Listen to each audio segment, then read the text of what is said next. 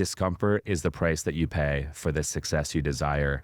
And it's supposed to be hard, and you're supposed to do it anyway. If you want it bad enough, you'll find a way and make it happen. It's not every day that I want to wake up and go to the gym, but I know in order to see the results, in order to continue to push through to new levels and continue to become the person that I desire, I got to put in the work. All right, guys, welcome to another episode of the Report Saturday edition. And I'm actually rolling solo today. And we got a little overcast layer here in San Diego. Today is actually the last day of May, and tomorrow is June 1st. So Q2 is almost over, and we're almost at the halfway point of the year, which is pretty crazy. I feel like each year goes by faster and faster as we go, and I think that's just part of life and part of the growth. But anyhow, I want to jump into it. You know, I've spent a lot of time over the last 5 years really repositioning my life, reinventing myself, getting out of the full-time air traffic control position, FAA employee, to a full-time entrepreneur, real estate investor. And, you know, I made all the mistakes and went through a lot of growing pains along the way. And I know there's going to be a lot more growing pains ahead of me in order to continue to rise up and get to that next level. Because for me, happiness stems from growth and progress. So that said, it's supposed to be hard, and you're supposed to do it anyway. Nothing in life, I realize, is nothing in life that's worthwhile is going to be easy. And I think a lot of people get caught up in this whole idea that they want to accomplish something, they want to reach a specific target, and they start on their journey, and then 2 weeks in, 3 weeks in, they realize that it's not easy, and they let their feelings, their emotions control and dictate their actions versus sticking to the plan, sticking to what they desire, sticking to the evidence that works. And the same reason why you see a lot of folks join the gym on January 1st, New Year's resolution. Hey, I'm going to get fit. I'm going to get in there and start ripping it, get in shape, start eating good. And you go in the gym on January 5th, 7th, even January 15th. The gym is rocking. It is packed. It's crowded. A lot of new folks in there that you've never seen before. A lot of new faces. And you go in there March 1, and none of those folks are in there anymore. It's the same thing every year. You know, it's all because people want to jump into something new. They want to do it, but they don't want to put in the work. You know, I think at the end of the day, if you want anything bad enough, you will find a way. I look back to my air traffic control days, you know, when I first discovered real estate investing back in 2019, it's only 5 years ago. You know, I was working 56 hours a week. I was working 6-day work weeks. I was working 4 10s, and then I was working 2 overtime shifts that were 8 hours apiece at the air traffic control position. You know, I sacrificed at that time because I really, really wanted to get into real estate investing. I sacrificed going out. I sacrificed anything that was not conducive with the goal that I was trying to achieve. You know, I slept, ate, and breathed real estate investing. I consumed a lot of content. I was binge listening to the Bigger Pockets podcast. I was reading a lot of books. I was going to networking events before I even owned any real estate.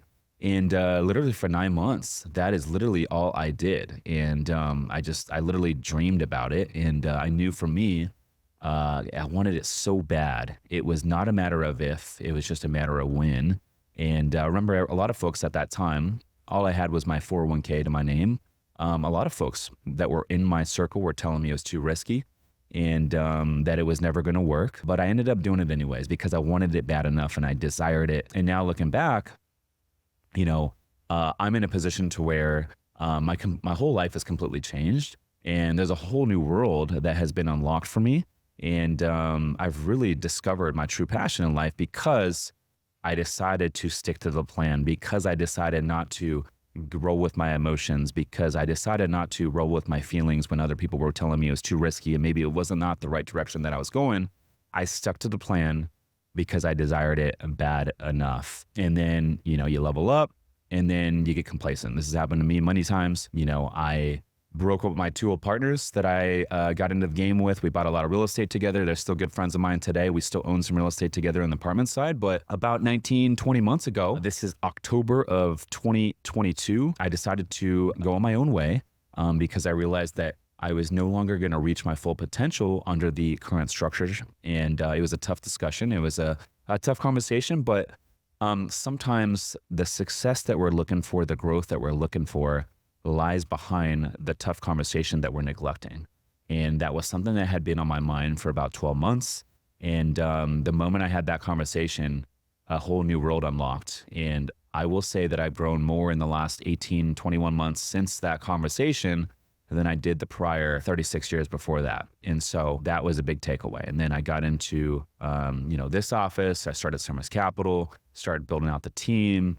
And, I told them, I said, hey, you guys keep this podcast. I'm going to start my own podcast. And so I took everything I liked and didn't like about that one, and I started my own. And then I got in here and we started rolling and we started getting some momentum, and then I got complacent again and I got comfortable. Every time I get comfortable, I get smacked. And, went through some stuff last year, figured it out. I grinded, I hustled, I figured it out. And we actually ended last year on a really good note. And we had just closed on another deal in Washington, and like everything was going good. And then I jumped into the new year this year, in Q1 of this year. I haven't really told anyone this story, but I got smacked pretty good in Q1 of this year. I lost a couple team members. I ended up promoting one of the girls on my team end of last year, like around October. And I promoted her kind of into the COO role, and gave her a lot of control decisions, and a lot of people were on the team were going to be reporting to her. And it was a mistake. I thought that I was going to sit back and kind of really focus on being the visionary and focus on different aspects of the business, such as content and that sort of thing. But I took my foot off the pedal and I got complacent. I put the wrong person in charge. I got smacked because of it. I lost another team member because, she didn't like the way the new leadership was going. And then a lot of the other, team members were coming up to me saying that they came to work for me and they didn't like how things were being ran. And, the culture that I have here is not corporate. But this individual was trying to make it corporate. And so a lot of people were rubbed the wrong way. And, that's on me. Ultimately, it's on me. That falls on my shoulders. And so here we are in Q1. I end up losing like 2 team members within like a 1 month stretch. And we're in the middle of a bunch of different things, repositioning properties. And, that's a big setback. And so now you got to hire new people. And so I got smacked pretty good in Q1 of last year. And then in addition to that, this is kind of a crazy story, but I was living with a girl that I was seeing, and she was actually working on the team. Was not the greatest fit to be working on the team by any means, but I was into the girl, and I overlooked some red flags and that sort of thing, and ended up not working out. And so all this happened. Lost 2 team members, plus the girl I was seeing. She was also on the team, so this is 3 team members down in Q1 of last year. And I was like going out, I was doing a lot of different stuff, I was drinking still, and I was like, you know what, I gotta freaking dial this in. It was very humbling. And I really had to dig deep. I really had to dial things in, and I had to do the work that I was avoiding. And it forced me to get back into the business, really focus my attention on what needed to get done. And, now we've made some really, really good hires since then. The team and the energy and everything, the culture has actually leveled up. I'm very hands-on now.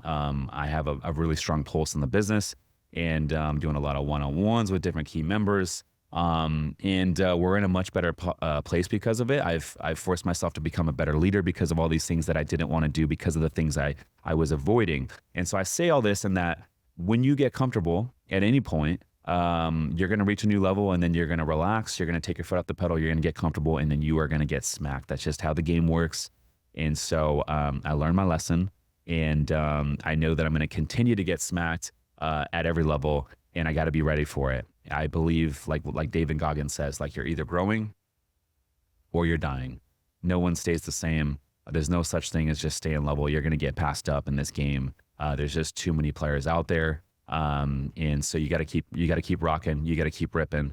And, ultimately the success that you're ultimately looking for lies behind the work you're avoiding. And now, 5 weeks ago now, I decided to stop drinking.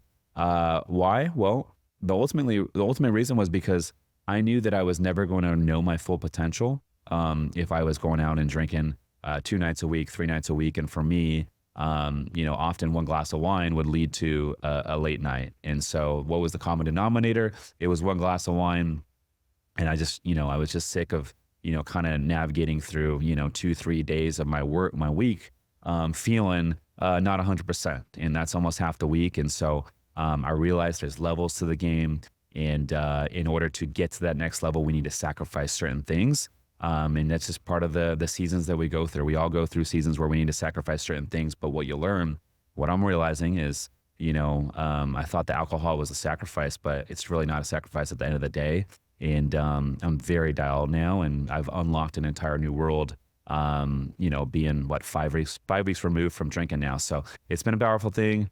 And I'm excited to see where this goes. But I say all this and that I want to close out with this is if you guys want it bad enough, you're going to have to put in the work. And if you don't know what your bottleneck is, often the bottleneck lies behind the work that you're avoiding. So ask yourself that question, get very, very clear.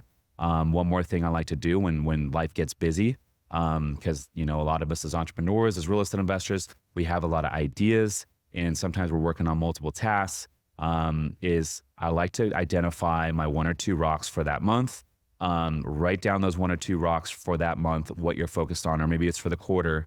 And then write down every single thing that you're currently doing, all the activities that you're currently doing, whether it's social events, activities, ideas that you have, whatever it is, write them all down. Maybe there's 40 things, and then go down each of those items and ask yourself, does this item that I'm spending my time on, does it correlate towards achieving those 1 or 2 rocks that you personally have for the quarter or for the month? And then you go down the list. If it does not, you just cross it off your list.